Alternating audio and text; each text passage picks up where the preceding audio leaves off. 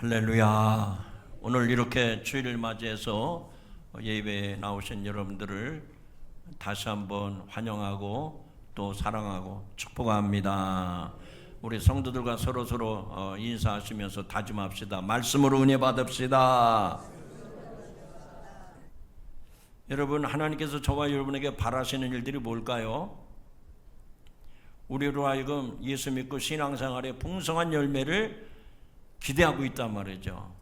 그래서 저는 그런 말씀에 비춰서 오늘 여러분에게 과연 나는 예수 믿으면서 어떤 사람인가 한번 여러분이 오늘 말씀을 들으면서 정확하게 좀 자기 자신에 대해서 짚어봤으면 좋겠다 싶습니다.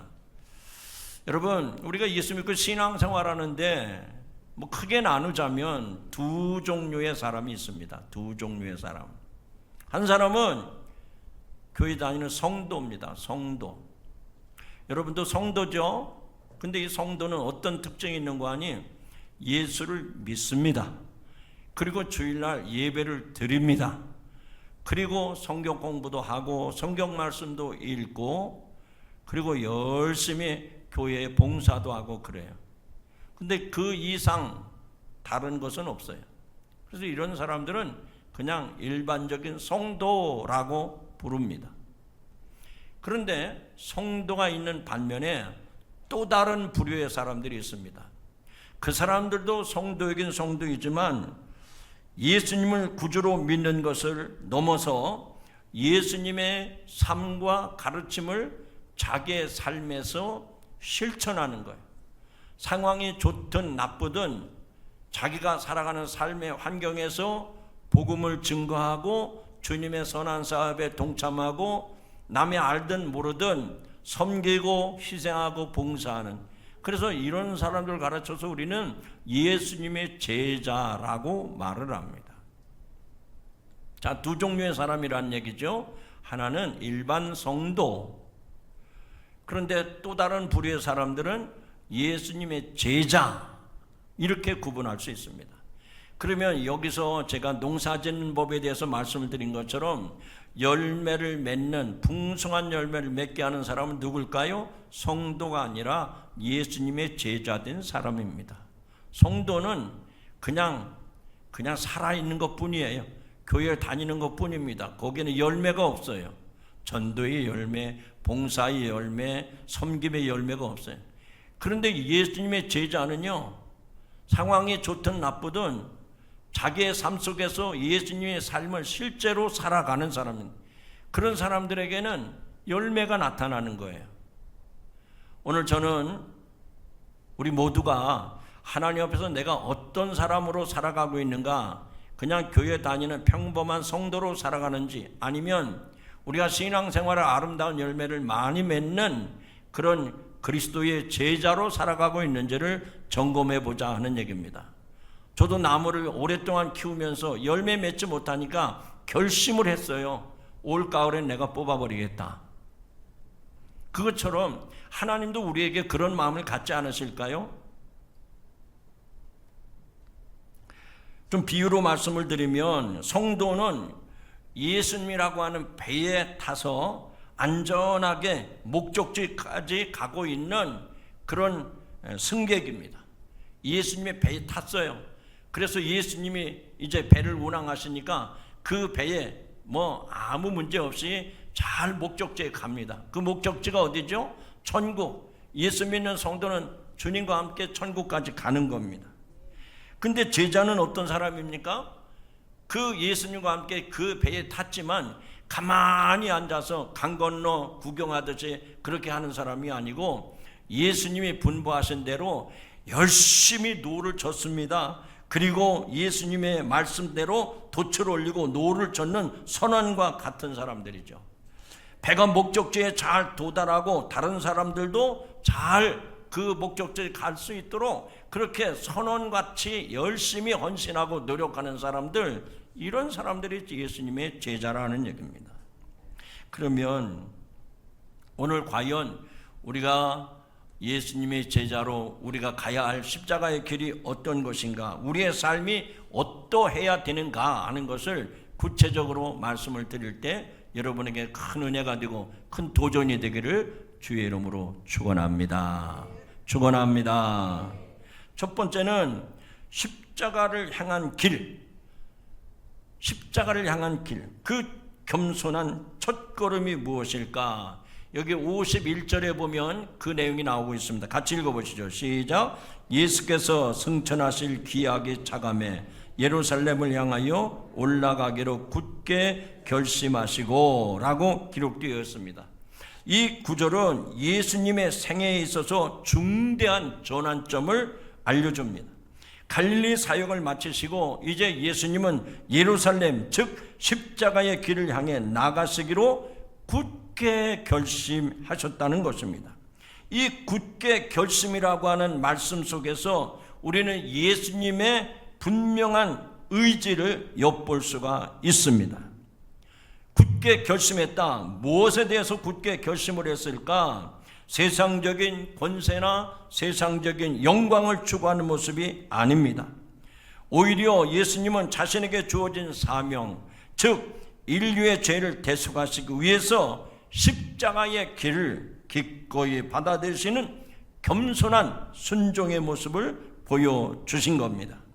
예수님 자신이 무엇을 위해서 이 땅에 오셨는지, 그리고 그 사명을 어떻게 완수해야 하는지를 정확히 알고 계셨다는 말씀입니다.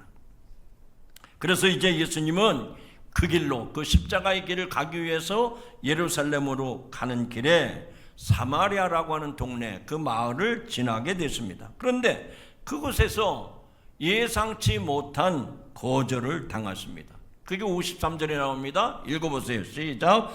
예수께서 예루살렘을 향하여 가시기 때문에 그들이 받아들이지 아니한지라. 예수님이 저 갈릴리 동네에 있다가 예루살렘으로 가는데 그 길목에 이 나사렛이라고 하는 동네를 지나가게 되는, 사마리아라고 하는 동네를 지나가게 되는데, 그 사마리아 사람들이 예수님이 그 동네를 통과하는 것을 반대하는 거예요. 못 가게 막는 겁니다. 그때 제자들 중에 특별히 요한과 야고보는 그들이 막는 것을 보고 분노를 합니다. 그래서 예수님에게 이렇게 말합니다. 주님, 하늘에서 불이 내려가지고 저들을 멸하게 하시겠습니까? 여러분, 이게 어서 많이 본 듯한 이야기 아닙니까? 구약 성경에 보면 갈멜산에서 바알 선지자들과 엘리야가 대결을 했을 때 엘리야가 하나님 앞에 기도했더니 하늘에서 불말과 불병거가 떨어져 가지고 그 모든 사람들을 멸했던 것을 기억했습니다. 그래서 예수님의 제자들도 우리가 가는 길, 예수님이 가는 길을 막는 저 사마리아 사람들 하늘에 불이 떨어지게 해서 다 멸하겠습니까? 이렇게 반문을 했던 겁니다. 즉 그들에 대한 적개심을 예수님의 제자들이 드러냈다는 얘기입니다. 그런데 예수님의 반응은 어떻습니까? 예수님의 반응은 어떻습니까? 자, 55절, 56절에 나오는 말씀인데요. 예수님의 반응 한번 읽어보시죠. 크게 읽읍시다. 시작. 예수께서 돌아보시고 꾸짖으시고 함께 다른 마을로 가시니라. 예수님이 누구를 꾸짖었다는 겁니까? 이 요한과 야고보가 예수님, 저들이 우리 가는 길을 막는데 우리가 기도해서 하늘에 불이 떨어져 가지고 저들을 다 멸하게 하겠습니까? 근데 예수님은 오히려 그렇게 말하는 제자들을 꾸짖었다는 겁니다. 예수님은 사람을 심판하시고 사람을 멸망시키기 위해서 오신 분이 아니라 그 백성들을 구원하시고 생명을 주기 위해서 오셨음을 분명히 보여주고 있습니다. 여기서 우리는 겸손의 중요한 한 측면을 발견할 수가 있습니다. 참된 겸손은 타인의 거절이나 모욕에 대한 분노로 반응하는 것이 아니라 오히려 그들을 용납하고 사랑으로 대하는 것이 겸손의 모습입니다. 심지어 자신을 낮추고 원수까지도 사랑하는 것이 바로 예수님께서 보여주신 겸손의 참 모습이라 하는 얘기입니다. 그렇다면 사랑하는 성도 여러분, 여러분의 삶 속에서도 예상치 못한 거절이나 어려움에 직면할 때 여러분들은 어떤 반응을 보입니까? 여러분들의 마음은 어떤 상태에 있습니까? 우리의 혈기와 분노가 앞서고 있지는 않습니까? 주님이 우리에게 보여주신 제자의 삶은 자신을 비우고 다른 사람을 용납하고 오히려 사랑으로 섬기는 겸손의 모습을 주님이 보여주신 줄로 믿습니다. 오늘도 이렇게 살아가는 여러분들이 되기를 주님의 이름으로 축원합니다. 성도는 이렇게 살아갈 수가 없어요. 그러나 예수님의 제자 되는 사람은 이렇게 살아갈 수가 있는 것입니다. 여러분, 세계에서 가장 높은 산이 어떤 산이죠? 에베레스트 산입니다. 그 산을 인류 최초로 등정한 사람이 에드먼드 힐러리라고 하는 사람인데, 그분의 이야기가 우리에게 아주 깊은 감동을 줍니다. 그는 1953년 텐징 노르가이와 함께 인류 최초로 저 세계 최고봉의 에베레스트를 정복했습니다. 그의 위대한 업적은 그를 순식간에 세계적인 영웅으로 만들었습니다. 그러나 힐러리 경은 자신의 성공에 대해서 이렇게 말합니다. 저는 정상은 반밖에 안 됩니다. 나머지는 내려오는 것입니다. 그는 단순히 정상을 정복하는 것이 전부가 아니라 이제는 정상을 밟았으니 다시 안전하게 내려오는 것이다, 이런 말을 한 겁니다. 즉 과정 속에서 그의 겸손함이 등산의 아름다운 마무리가 된다 하는 얘기죠. 그리고 그는 또 이런 말을 합니다. 우리가 정복한 것은 저 에베레스트 산이 아니라 우리 자신이다. 아마 사람들은 그 최고봉을 올랐기 때문에 그를 영웅으로 추앙을 했지만, 더 중요한 것은 우리가 우리 자신을 정복하지 않는 한 저 에베레스트 산을 정복했다고 하는 것은 의미가 없다라고 얘기를 한 겁니다. 에베레스트 등반이 자신과의 싸움이었음을 겸손하게 인정을 했습니다. 더 나아가서 힐러리 경은 자신의 명성을 이용해서 단순히 개인적인 영광을 추구하지 않았습니다. 그는 이후에 평생 네팔의 셀파, 그 등산하는 사람들을, 산악 등반가들을 돕는 그 셀파들의 부족을 위해서 헌신했습니다. 학교와 병원을 짓고 교육의 기회를 제공했습니다. 그리고 도움을 주었던 셀파들에게 감사를 하고 그들에게 보답하고자 하는 겸손한 마음으로 봉사에 헌신했습니다. 위대한 업적을 이루었음에도 불구하고 자신을 높이지 아니하고 오히려 그 과정을 감사하면서 자신을 도왔던 모든 이들에게 섬김의 그리고 봉사의 삶을 살았던 힐러리 경입니다. 이것이 바로 진정한 겸손이라는 것을 깨우쳐 줍니다. 성도 여러분, 우리가 믿음 생활하면서 하나님 앞에, 사람들 앞에 부끄럽지가 않아야 됩니다. 내가 외면한다고 모를까요? 하나님은 그 중심을 보십니다. 우리의 마음의 모든 것들을 다 헤아리시는 분이세요.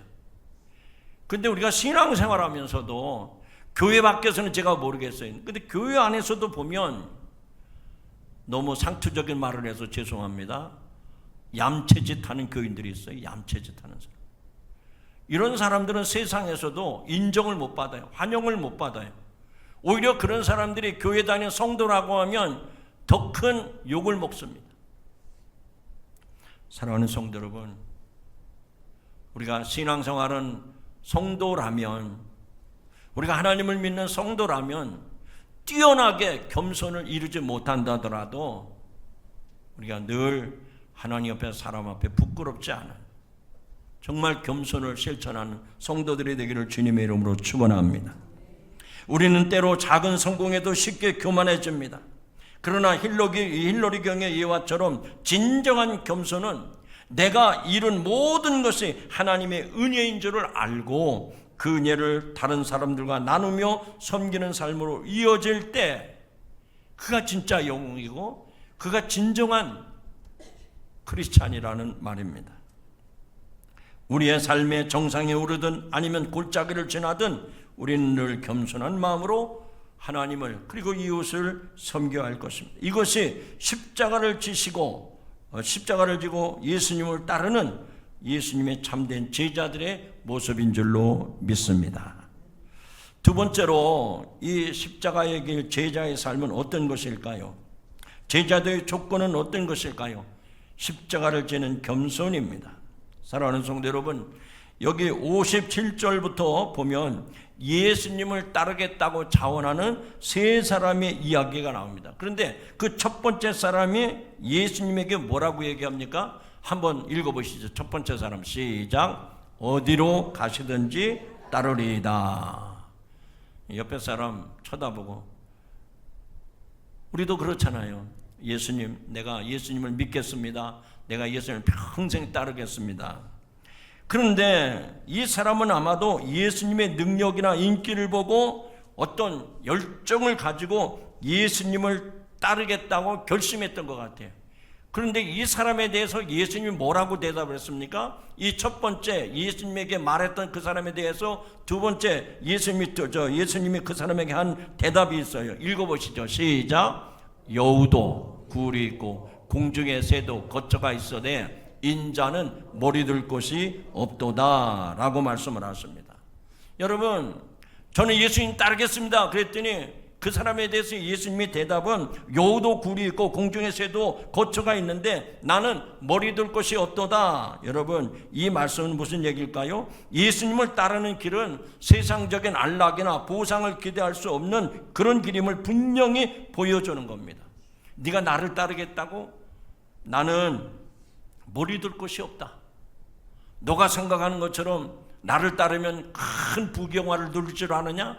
나는 머리 둘 곳이 없다라고 말씀을 합니다.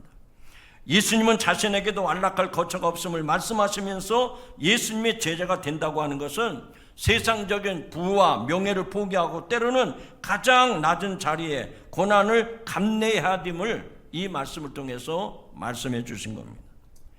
이처럼 자신을 비우고 낮추는 겸손이야말로 참된 제자됨의 첫걸음입니다. 우리는 예수님을 따르면서도 여전히 세상적인 욕망을 버리지 못하고 있지 않습니까? 예수님은 우리에게 이 모든 것을 내려놓고 오직 주님만을 따르라고 요구하고 있습니다. 오늘 말씀해 보니까 두 번째 사람이 또 예수님에게 찾아와서 말씀을 하십니다. 여기 9절, 59절인데요. 한번 또 읽어보시죠. 시작. 주여, 나로 먼저 가서 내 아버지를 장사하게 허락하옵소서. 내가 예수님을 따르긴 따를 텐데 내 아버지가 돌아가셨으니 가서 장사 지내고 내가 주님을 따르겠습니다 라는 얘기 아닙니까? 당시 유대 사회에서 부모를 장사 지내는 것은 자녀의 가장 중요한 의무요 책임이었습니다.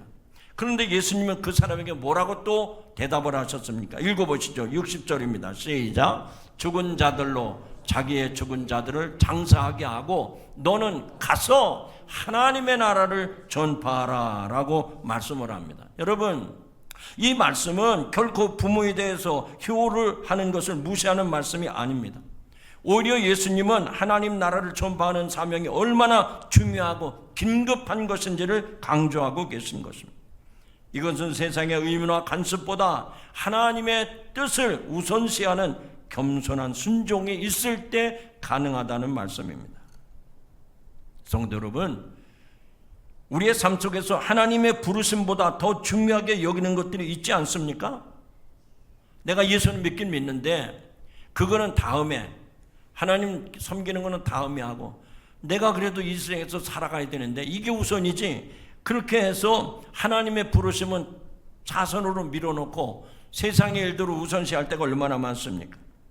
예수님은 우리에게 그 모든 것을 뒤로하고 하나님 나라를 위해서 헌신할 것을 요구하고 있습니다. 이것은 자신을 낮춰 오직 하나님의 뜻에만 복종하는 깊은 겸손이 없이는 불가능하다는 것을 우리들에게 가르쳐주고 있습니다. 이 두 번째 사람의 이야기에서 또 다른 중요한 겸손의 의미를 발견할 수 있는데 그것은 때, 시간에 대한 겸손입니다. 우리는 주님이 무슨 일을 우리에게 이렇게 부탁을 하시면, 우리에게 명령을 하시면 아멘 하긴 하지만 뭐라고 토를 답니까? 나중에 하겠습니다. 다음에 하겠습니다. 그리고 자꾸만 미루려고 합니다. 그러나 주님은 당장 지금 우리에게 자신을 따르라고 말씀을 하신 겁니다. 하나님의 부르심에 대한 즉각적인 순종은 하나님의 시간과 하나님의 뜻에 전적으로 복종하는 그런 겸손한 태도에서 나오는 거예요. 한번 따라합시다. 우리가 미루는 순간에도, 다시 한번, 우리가 미루는 순간에도 하나님의 나라는 기다리지 않습니다. 저와 여러분이 차일피일 자꾸 뒤로 미루거든요. 나중에 하겠다고. 근데 하나님은 지금이 정말 중요한 타이밍이에요. 그래서 하나님의 나라는 그 사람 때문에 기다려주지를 않아요. 얼마든지 다른 사람을 통해서, 얼마든지 다른 것들을 통해서 하나님의 역사를 이루어 가심을 믿으시기 바랍니다. 또 오늘 예수님을 따르겠다고 하는 세 번째 사람이 등장하는데 61절 62절에 보면 이 사람이 예수님에게 나와서 이런 말을 합니다. 자, 읽어보시죠. 시작. 주여, 내가 주를 따르려 하되 먼저 내 가족을 작별하게 하옵소서.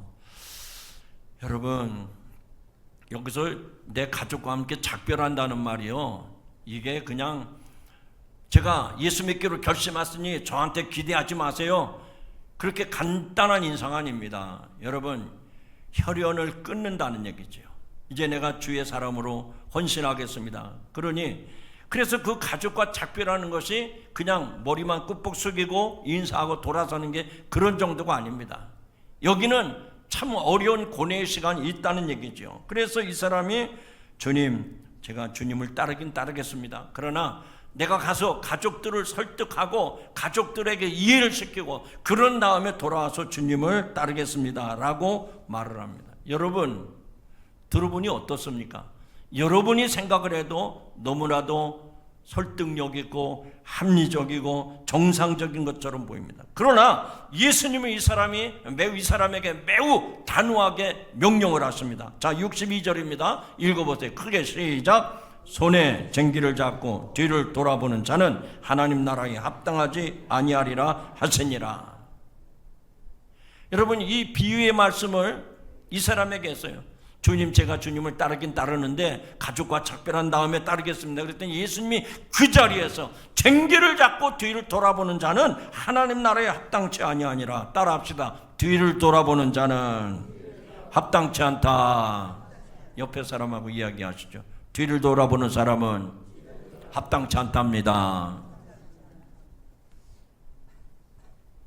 뒤를 보는 사람은 합당치 않다는 거예요. 여러분, 여기서 예수님이 그 농가 문화에 대한 비유를 들었잖아요. 이제 밭을 갈아야 되는데 이제 소에다가 멍에를 씌워가지고 뒤에서 쟁기를 잡고 소를 몰아갑니다. 그런데 이 쟁기를 잡은 사람이 소가 지금 가고 있는데 지금 밭 이랑이 똑바로 갈렸나 잘못됐나 자꾸만 뒤를 돌아보는 사람은요, 그 농사꾼이 아니에요. 진짜 농사꾼은요, 소가 앞을 가잖아요. 그러면 소가 앞에 가는 그 앞을 내다보는 겁니다. 그리고 소를 모는 거예요. 그러면 쟁기밥이 제대로 나왔는지 안 나왔는지는 가고 나서 보면 되는 거예요. 지금 소를 모는 사람이 뒤를 자꾸만 돌아보면 비 온 날 지렁이가 마당을 꿈틀꿈틀 왔다 갔다 한 것처럼 갈짓자로 제 마음대로 갈리는 거예요. 예수님이 나를 따르는 자는 어떤 사람이냐? 쟁기를 잡고 뒤를 돌아보는 사람은 합당치 않다 이거야. 그런 사람을 통해서 하나님 나라가 세워질 수 없다라고 말씀을 합니다.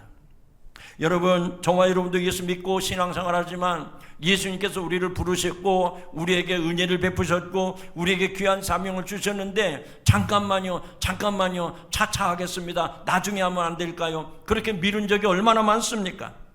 성령께서 끊임없이 우리를 강력하게 푸시하는데 저 말고 다른 사람은 없을까요? 꼭 지금 해야 됩니까? 나중에 해도 되죠. 예수님은 그런 사람들은 하나님 나라에 합당치 않다라고 말씀을 합니다. 여러분, 이렇게 뒤를 돌아보는 것들이 여러분에게는 어떤 것입니까? 가족이 있기 때문에, 또 재물 때문에, 명예 때문에, 옛 습관 때문에 이런 것들이 우리들이 주님을 따라가는데 발목을 잡게 만들어요. 그래서 무엇에 걸려 넘어졌나 자꾸만 뒤를 돌아보게 되는 거죠. 여기서 뒤를 돌아본다는 것은 무엇을 말하는 겁니까? 하나님의 명령에 즉각적으로 응답하는 것이 아니라 자꾸만 미련을 두는 거예요. 자꾸만 망설이는 겁니다. 주님을 따르긴 따르는데 그래도 뭔가 미련이 남아있다는 거예요. 여러분, 성경에 보니까 뒤를 돌아보다가 불행한 사람으로 타락한 사람이 있죠. 구약 성경에 보니까 롯의 아내가 소돔을 떠나면서 뒤를 돌아보는 순간 소금 기둥이 되고 말았다 그랬어요. 그래서 그러는지 지금도 사해바다 언저리에 가보면 그 주변이 전부 소금 산인데 거기에 보면 높은 절벽에 사람 하나가 있어요. 소금 기둥인데 멀리서 이렇게 쳐다보면 저 사람이 롯의 아내가 아닌가?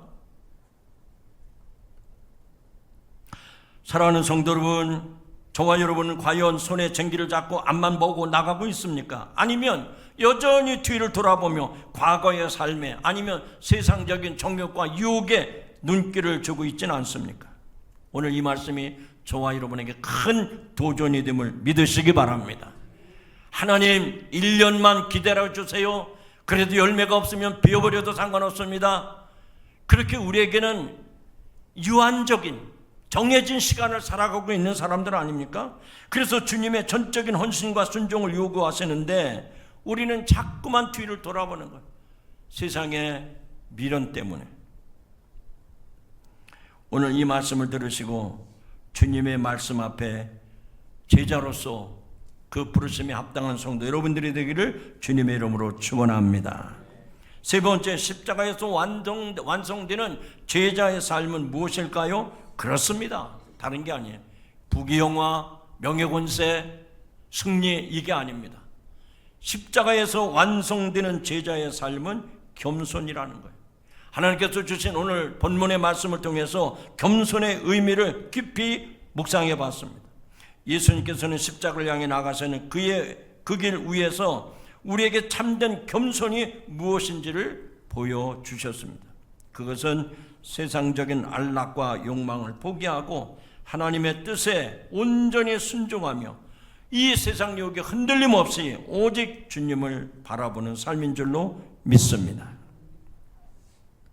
오늘날 우리는 인공지능 AI 기술이 급속도로 발전하는 시대를 살아가고 있습니다. 뉴스를 여러분이 들으셔서 아시겠죠? 우리의 국가 경쟁력은 이 AI 인공지능 기술을 어떻게 개발할 것이냐, 이거에 따라서 국제 경쟁력에서 앞서가는 나라가 되는가 하면 뒤로 처지는 국가가 되고 마는 것입니다. 어떻게 보면 AI 인공지능은 우리의 삶을 편리하게 만들고 전에 없던 효율성을 가져다 줄 뿐만 아니라 심지어는 인간의 지능을 능가하는 것처럼 보이기도 합니다. 그래서 많은 사람들이 AI가 가져올 미래에 대해서 기대와 함께 동시에 불안감을 가지고 있는 것도 사실입니다. 자, 이런 시대에 우리에게 필요한 것은 무엇일까요? 세상에 발맞춰 살아가는 것이 아니라 그럴수록 우리는 주님이 보여주신 겸손의 도를 따라가는 것입니다. 인간이 아무리 뛰어난 기술을 개발하고 복잡한 알고리즘을 만들어낸다 할지라도 우리는 결국 유한한 존재임을 겸손하게 인정해야 합니다. AI는 데이터를 기반으로 학습을 예측하지만 생명의 근원이나 진정한 사랑, 희생 같은 영적인 가치들은 스스로 이해하거나 또 창조할 수 없습니다. AI는 인간의 도구일 뿐 인간 자체의 존엄성과 하나님의 형상으로 지음받은 특별함을 대체할 수가 없다는 얘기입니다. 그래서 우리는 우리 시대에 하나님 앞에 더 낮아지고 하나님의 주권을 인정하고 그래서 우리 스스로를 낮추고 겸손해질 때 하나님의 은혜를 경험하게 되는 줄로 믿습니다. 그래서 사도 야고보는 야고보서 4장 6절에서 말씀합니다. 한번 읽어보시죠. 시작. 하나님이 교만한 자를 물리치시고 겸손한 자에게 은혜를 주시느니라. 아멘. 여러분, 하나님은 우리를 다 받아주시는 분이 아니라는 것을 이 야고보서의 말씀을 보아서 알 수 있잖아요. 하나님이 물리치는 사람이 있어요. 내쫓는 사람이 있단 말입니다. 누굴까요? 내가 최고다. 나는 하나님 없이도 살 수 있다. 이렇게 하나님을 인정하지 않는, 하나님의 주권을 인정하지 않는 그런 사람들은 하나님이 교만한 자라고 물리치신다는 거예요. 그러나 하나님의 주권을 인정하고 주님의 부르심에 순종하고 따라가는 사람들에게는 하나님이 은혜를 베푸신다라고 말씀을 합니다. 이제 말씀을 맺고자 합니다. 사랑하는 성도 여러분, 오늘 말씀을 들으시면서 여러분의 삶을 깊이 돌아보시기 바랍니다. 우리는 과연 겸손한 자입니까? 아니면 자신도 모르는 사이에 세상 욕망과 교만에 사로잡혀 있지는 않습니까? 우리의 자아, 우리의 경험, 우리의 능력을 의지하면서 하나님의 뜻을 무시하고 내가 주인인 양 살아가고 있지 않습니까? 예수님께서는 십자가를 통해서 겸손의 정점을 보여주셨습니다. 그분은 자신을 비우고 낮아지셨기에 온 인류를 구원하는 위대한 사명을 완수하셨습니다. 이제 우리에게 남은 과제는 예수님께서 가신 그 십자가의 길, 그 겸손한 삶을 우리가 실제로 살아내는 것입니다. 그런 사람들이 예수님의 제자가 되고 그런 제자들을 통해서 재생산의 역사가 이루어지는 줄로 믿으시기 바랍니다. 여러분, 나무를 심어도 식물을 가꾸어도 많은 수확을 기대하지 않습니까? 많은 소출을 기대하지 않습니까? 그런데 열매가 없다면, 재생산이 이루어지지 않는다면 그것은 얼마나 허망한 삶입니까? 하나님께서 저와 여러분 한 사람 한 사람에게 기대하는 것은 그냥 쭉정이 같은 인생이 아니라 우리를 통해서 예수님의 제자된 여러분들을 통해서 또다시 재생산의 삶을 살기를 원하시는 줄로 믿습니다. 그렇다면 여러분의 삶의 모든 영역에서 주님이 보여주신 그 겸손을 실천하시기 바랍니다. 앞에서도 말씀을 드렸지만 우리가 예수 믿고 신앙생활 한다고 하는 것은요, 하나님 앞에 사람들 앞에 부끄러움이 없어야 돼요. 근데 우리는 얄팍한 꼼수를 씁니다. 사람도 뻔히 아는 그런 수를 써요. 거기는 은혜가 없습니다. 거기는 긍휼이나 거기에는 놀라운 기적의 역사가 절대로 역사할 수가 없습니다. 미련해 보이고 어리석게 보이고 왜 저렇게 살까 우둔해 보이는 것 같지만 하나님의 명령이라 생각하고 순종하고 나갈 때 거기에 재생산의 역사가 30배, 60배, 100배의 결실을 맺게 되는 역사가 일어날 줄로 믿습니다. 성도 여러분, 이제 저는 여러분에게 말씀을 맺으면서 저는 여러분들에게 그렇게 부탁하고 싶습니다. 우리가 예수 믿고 구원받아 천국 가는 것은 당연한 일입니다. 이제 그것은 보장된 일입니다. 그러나 예수님은 저와 여러분에게 평범한 성도의 삶이 아니라 우리를 통해서 이 시대의 제자로서의 재생산의 삶을 살기를 원하신다는 얘기입니다. 여러분, 하나님이 오라 하시면 못 갑니다. 나중에 가겠습니다. 좀 연기하면 안 될까요? 다 부질없는 일입니다. 하나님이 오라 하시면 지금이라도 가야 됩니다. 근데 우리가 주님 앞에 서는 날 전도의 열매도 없고 재생산에 아무런 효과가 없다면 얼마나 부끄럽고 황망스러운 일입니까? 오늘 이 말씀을 들으면서 내가 사는 남은 날 동안 성도가 아니라 이제는 예수님의 제자로서 예수님이 보여주신 겸손의 삶을 실천함으로 아름다운 열매를 많이 맺어가는 복되고 귀한 성도가 되기를 주님의 이름으로 축원합니다. 하나님 감사합니다. 오늘도 우리가 이 땅에 살면서 주님이 보여주신 십자가의 길, 바로 우리 성도들이 살아가야 되는 삶의 모습을 구체적으로 가르쳐 주셨으니 감사를 드립니다. 세상은 부귀영화, 성공과 출세를 지향하지만 우리들은 주님이 보여주신 그 겸손의 도를 실천하며 살아가게 하여 주시옵소서.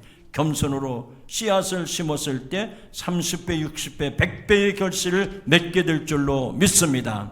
우리가 예수 믿고 신앙생활은 평범한 성도가 아니라 이제는 그리스도를 따르는 십자가의 군병과 같이 예수님의 제자로서 아름다운 삶을 살아가도록 은혜를 베풀어 주옵소서.